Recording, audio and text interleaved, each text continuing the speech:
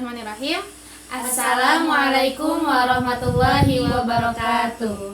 Hai semuanya, apa kabar hari ini? Semoga kita semua dalam keadaan baik, sehat walafiat, serta dalam lindungan Allah Subhanahu wa taala. Sebelumnya perkenalkan, nama saya Septi Astuti dan teman saya Aisyah Turosida dan saya Mega Nurjana. Kami mahasiswi semester 3 dari program studi pendidikan Islam anak usia dini di Sekolah Tinggi Agama Islam Miftahul Huda Subang. Tujuan kami membuat video ini adalah untuk memenuhi salah satu tugas ujian tengah semester mata kuliah Neuroscience dalam pembelajaran yang diampu oleh Bapak Dosen Alam Tarlam SUD MAG. Kami akan memaparkan tentang neuroscience. Nah, apa saja sih yang akan kita bahas? Yuk teman-teman tonton video ini sampai selesai. Jangan lupa like, subscribe, dan komen. Dadah!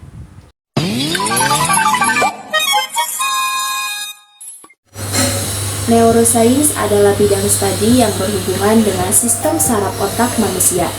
Neuroscience juga mempelajari kesadaran dan sensitivitas biologis otak, kognisi, memori, dan hubungannya dengan pembelajaran. Menurut teori neuroscience, sistem saraf dan otak membentuk dasar fisik pembelajaran manusia. Neuroscience dapat menghubungkan proses kognitif otak dengan perilaku yang dihasilkan. Hal ini dapat dipahami karena setiap perintah yang diproses oleh otak mengaktifkan area penting di otak. Secara etimologis, neuroscience adalah ilmu yang netral. Yang mempelajari tentang sistem saraf, khususnya ilmu yang mempelajari tentang neuron atau sel saraf dengan pendekatan multidisipliner.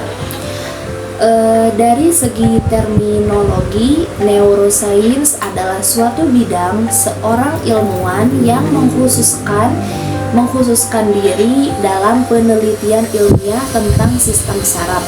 Dengan atas dasar itu, neuroscience dikenal juga sebagai ilmu yang mempelajari otak dan seluruh aktivitasnya.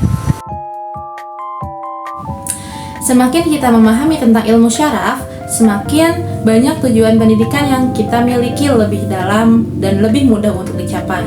Selama ini, pendidikan masih kurang mendapat perhatian menghargai ilmu saraf, meskipun itu sangat penting untuk memaksimalkan fungsi otak, apalagi neuroscience menjadi alat untuk pengembangan kurikulum. Jika kita melihat integrasi pengembangan neuroscience dalam pembelajaran telah menghasilkan banyak teori pembelajaran yang berbeda yang mengandalkan otak.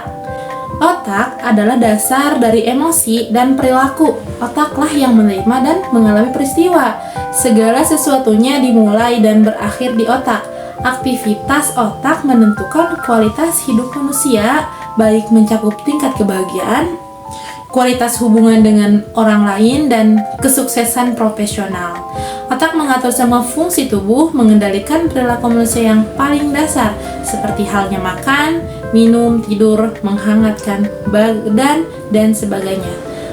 Jadi neuroscience ini adalah ilmu yang rumit dan menantang karena menyangkut otak yang menjadi pusat kehidupan. Prinsip dasar neuroscience dimaksudkan untuk memberikan pemahaman yang sangat mendasar tentang cara kerja sistem syaraf manusia. Jadi, tujuan utama ilmu ini adalah mempelajari tentang dasar biologi setiap perilaku manusia. Dengan kata lain, tugas utama ilmu saraf adalah menjelaskan manusia dari sudut pandang aktivitas yang terjadi di dalam otaknya. Papirus Edwin Smith bertanggal sekitar 1700 sebelum Masehi merupakan teks medis paling awal yang tercatat dan mencakup kasus medis pasien dengan cedera otak dan sumsum tulang belakang. Tabib Romawi Galen yang hidup pada abad kedua sebelum Masehi percaya bahwa fungsi tubuh dan temperamen seseorang dikendalikan oleh otak. Ia juga mempelajari sumsum tulang belakang dan menyimpulkan bahwa sumsum tulang belakang merupakan perpanjangan dari otak dan mengontrol gerakan motorik tubuh dengan mengirimkan sinyal dari otak. Descartes juga percaya bahwa pikiran terpisah dari otak, meskipun gagasan ini masih ada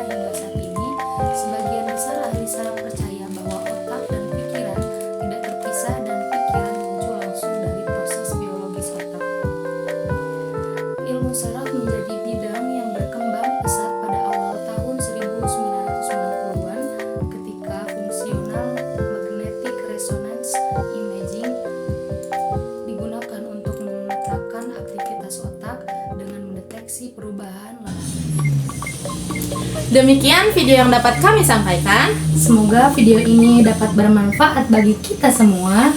Jika ada kurangnya, kami mohon maaf yang sebesar-besarnya. Akhirul kalam.